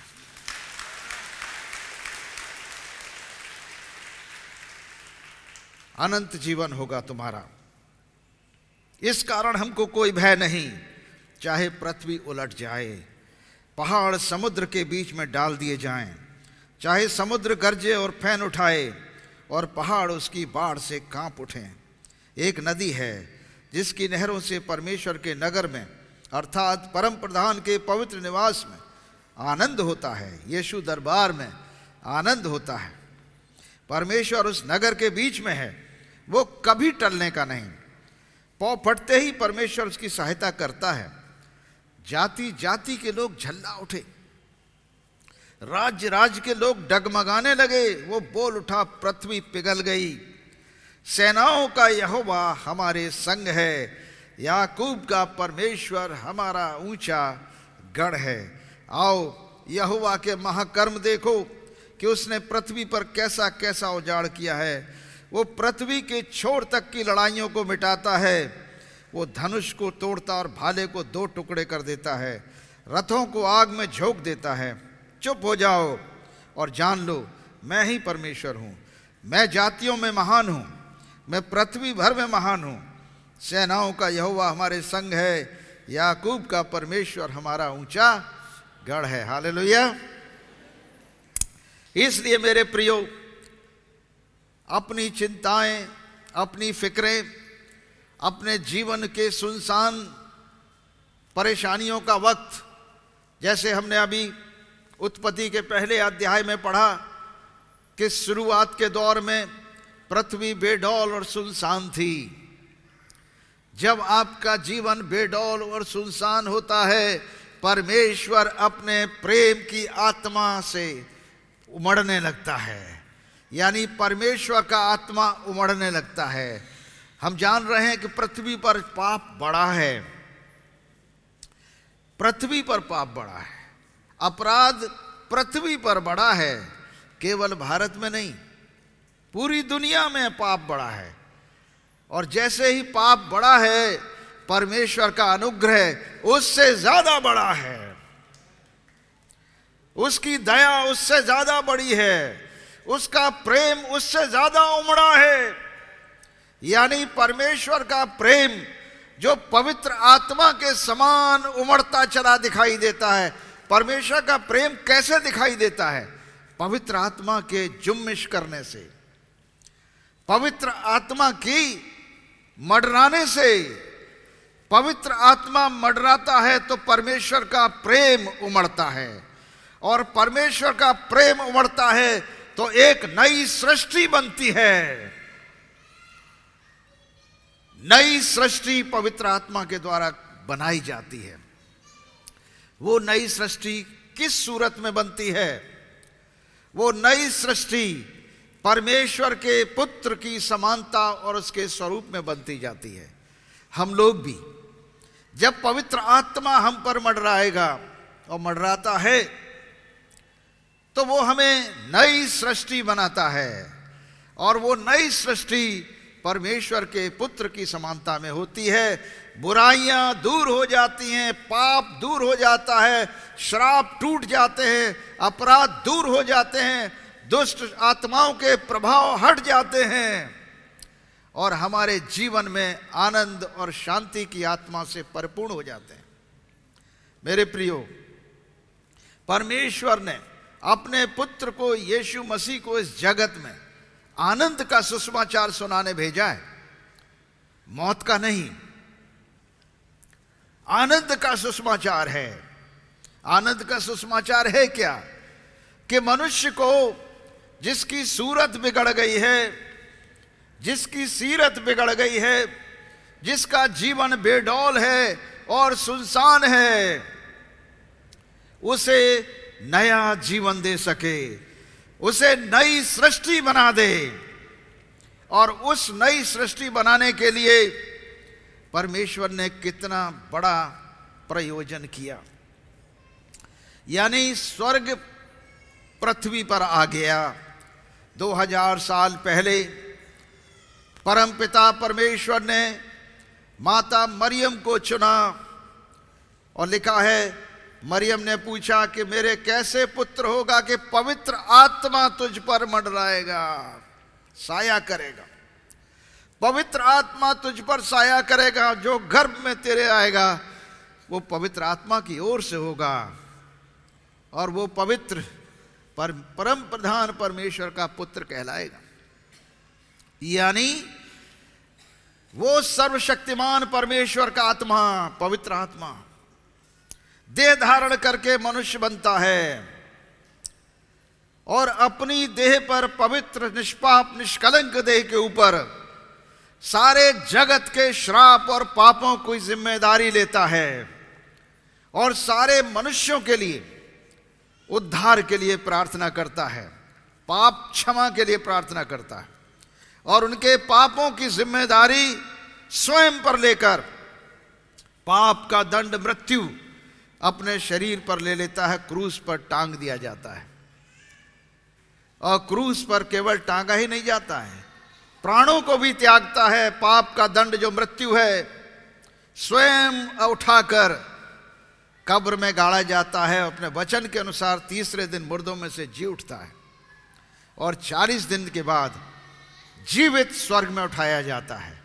यही है मेरे प्रियो हमारे जीवन की कहानी, नए जीवन की कहानी, कि हमें यीशु मसीह में और उसके द्वारा नया जीवन मिलता है, अनंत जीवन मिलता है और एक नए जीवन की आशा होती है। हम एक नई सृष्टि बन जाते हैं उसी पवित्र आत्मा के द्वारा। और जब यीशु मसीह ने अपनी देह को छोड़ा है, अपनी आत्मा को पिता के हाथों में सौंपा है और यीशु मसीह के द्वारा ही पवित्र आत्मा को इस जगत में भेज दिया गया। आज पवित्र आत्मा पूरे पृथ्वी के ऊपर फिर से मंडरा रहा है ताकि वो नई सृष्टि बना सके। ये नई सृष्टि परमेश्वर के पुत्र और पुत्रियों की है, बेटे और बेटियों की है। प्रभु परमेश्वर के वचन में लिखा है कि जितनों ने यीशु पर विश्वास किया उन सबको उसने परमेश्वर की संतान होने का अधिकार दे दिया। यानी परमेश्वर के बेटे और बेटियां बन गए और परमेश्वर के बेटे और बेटियां बनकर हमारा अधिकार, हमारा हक उस स्वर्ग राज्य का हो गया। जो स्वर्ग में है वो पृथ्वी पर आएगा। इसलिए यीशु ने हमें प्रार्थना सिखाई कि तेरा राज्य आए, तेरी इच्छा जैसे स्वर्ग में पूरी होती है पिता, पृथ्वी पर भी पूरी हो। अर्थ यह है जब पृथ्वी स्वर्ग की टेरिटरी बन जाएगी, मतलब जैसा स्वर्ग की कल्पना, स्वर्ग की इच्छा हर एक मनुष्य की है। कोई मनुष्य ऐसा नहीं है जो नरक जाना चाहता हो। हर मनुष्य कहता है मैं स्वर्ग जाना चाहता हूं। अगर किसी दुष्ट मनुष्य की भी मृत्यु हो जाए और उसके घर पर आप जाइए तो उसके बेटे बेटियां उसकी फोटो लिख कर रखेंगे, वह फोटो पे माला लगाकर, और उसमें लिख देंगे स्वर्गीय सो एंड सो। स्वर्गीय लिखते हैं, चाहे वो स्वर्ग में हो चाहे नरक में हो, उन्हें पता नहीं है। लेकिन मानव की इच्छा है, और मानव की जो इच्छा है वो परमेश्वर की इच्छा है। ऐसा नहीं है कि मानव अपने मन से कह रहा हो। मानव खुद, मानव के हृदय में जो प्रेरणा परमेश्वर ने डाली है स्वर्ग राज्य की, वो कल्पना नहीं है, हकीकत है। जैसा कि मनुष्य चाहता है स्वर्ग में प्रवेश करना, परमेश्वर भी स्वर्ग राज्य को पृथ्वी पर लाना चाहता है, और मनुष्य पृथ्वी पर उसे जगह नहीं दे रहा है। वो अपनों के बीच में आया। वचन में लिखा है पृथ्वी पर मनुष्य परमेश्वर को जगह नहीं दे रहा है, यानी स्वर्ग में तो घुसना चाहता है, और पृथ्वी पर अगर परमेश्वर आना चाहता है तो पृथ्वी पर जगह नहीं दे रहे हैं, पृथ्वी पर उसे पहचान नहीं रहे, पृथ्वी पर उसे देख नहीं रहे। प्रभु के वचन में यूहन्ना की किताब उसके पहले अध्याय में लिखा है 9वें पद में, सच्ची ज्योति जो हर एक मनुष्य को प्रकाशित करती है जगत में आने वाली थी। वो जगत में था और जगत उसके द्वारा उत्पन्न हुआ, और जगत ने उसे नहीं पहचाना। वो अपने घर में आया और अपनों ने उसे ग्रहण नहीं किया, परंतु जितनों ने उसे ग्रहण किया उसने उन्हें परमेश्वर की संतान होने का अधिकार दिया, अर्थात उन्हें जो उसके नाम पर विश्वास रखते थे। मतलब मैं बता रहा हूं, मेरा हृदय आनंद से भरा हुआ है। मेरे हृदय में मतलब आत्मा में आग है एकदम, और ऐसी आग है कि अगर मैं सुसमाचार का प्रचार न करूं तो जल जाऊंगा। I'll be burnt out. Therefore I must preach the gospel. सुसमाचार मुझे बताना है, खुशखबरी दुनिया को बतानी है कि देखो जितनी प्रबल इच्छा दुष्ट से दुष्ट मनुष्य के अंदर है और उसके बाल बच्चे उसके मरने के बाद उसकी फोटो पर नरकीय नहीं लिखते, स्वर्गीय लिखते हैं। क्यों लिखते हैं? क्योंकि उनकी प्रबल इच्छा है, चाहे वो दुष्टता के काम करें पृथ्वी पर, भले काम करें बुरे काम करें, फिर भी उनके हृदय की प्रबल इच्छा है कि मरने के बाद स्वर्ग में जाएं। ये इच्छा मनुष्य में अपने आप पैदा नहीं हो गई, ये इच्छा बट नेचुरल है। हर मनुष्य का जन्म सिद्ध अधिकार है स्वर्ग में जाए, लेकिन स्वयं के काम, अविश्वास की अवस्था जो परमेश्वर के अनुरूप नहीं है, उसे डिस्क्वालीफाई कर देती है। यानी वो स्वर्ग राज्य के लिए क्वालिफाई नहीं कर पाता है। परमेश्वर के स्वर्ग में तो प्रवेश करना चाहता है, परमेश्वर की इच्छा को नहीं पहचानता। परमेश्वर की इच्छा है कि हर एक मनुष्य स्वर्ग राज्य में प्रवेश करे, और इसीलिए उसने अपनी इच्छा अपने पुत्र के द्वारा प्रकट कर दी कि स्वर्ग का राज्य पृथ्वी पर आए।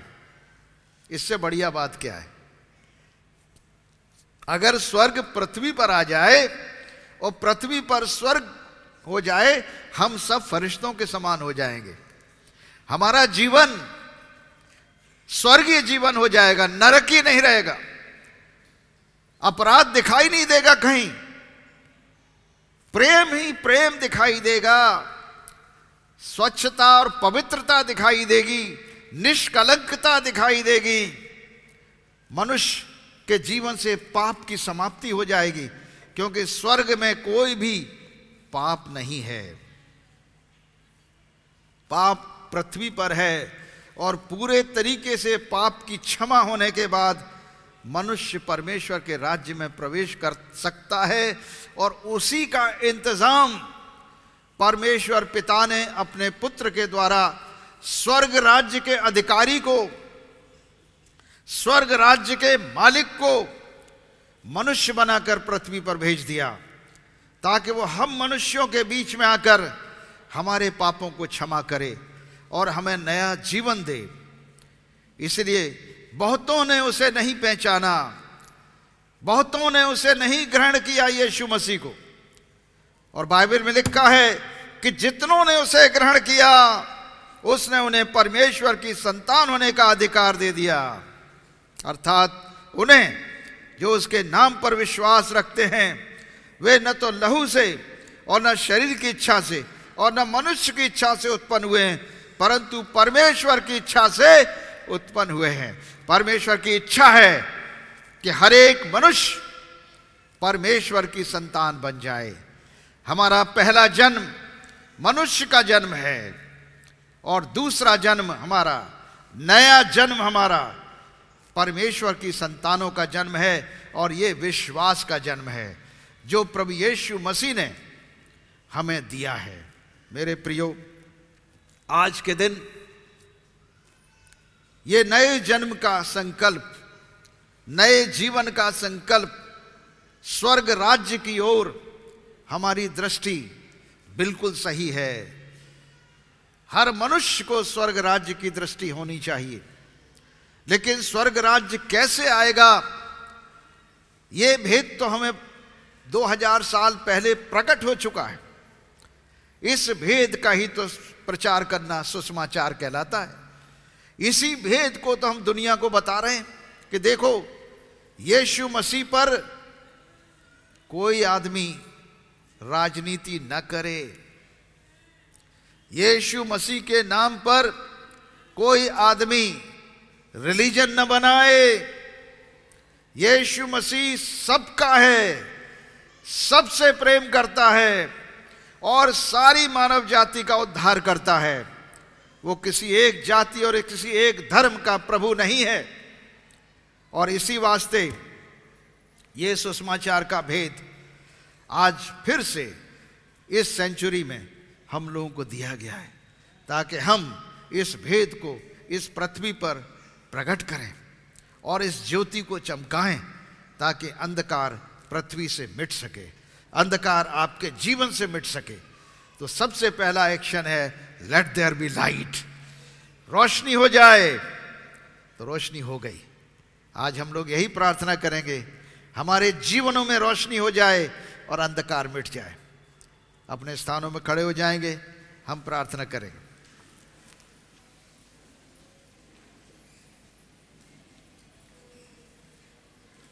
हे पिता परमेश्वर, हम आपका धन्यवाद करते हैं आज के दिन के लिए, आपके अनुग्रह और दया के लिए कि आपने हमें इस पृथ्वी पर रखा है, तंदुरुस्त रखा है, सही सलामत रखा है। आपके सुसमाचार का भेद पवित्र आत्मा के द्वारा जो हम पर प्रकट हुआ है, उसे हम दुनिया में बता रहे हैं, ताकि मनुष्य उसे जान ले और पहचान ले और अपने मुक्ति के मार्ग को प्रशस्त करे। स्वर्ग राज्य जो उनकी इच्छा है, प्रभु की इच्छा भी है। हे प्रभु, और भी प्रबल इच्छा दे मानव जाति को कि वो स्वर्ग राज्य के नागरिक हो जाएं, परमेश्वर की संतानें बन जाएं।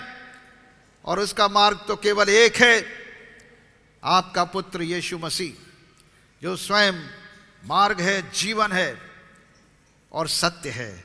और बिना यीशु मसीह के द्वारा कोई भी स्वर्ग राज्य में प्रवेश नहीं कर सकता। इसलिए हर एक को प्रभु यीशु मसीह के सत्य को जानना है। हे प्रभु, let your light shine upon my people, upon my country, upon the world today. हमारे देश पर, प्रदेश पर, हमारे लोगों पर पिता परमेश्वर, पुत्र यीशु मसीह की ज्योति चमक जाए, ताकि अंधकार मिट जाए, श्राप टूट जाए और संपूर्ण अंधकार की शक्तियां यीशु मसीह नासरी के नाम से तुम्हारे जीवन को छोड़ दें। श्राप टूट जाए, अंधी आंखें खुले, बहरे कान खुले, गूंगी जुबान खुले, लंगड़े चलें, बहरे सुने। कैंसर को श्रापित करते हम, हर एक ट्यूमर, रसौली, गांठ को खुलने के लिए बोलते हैं यीशु के नाम से।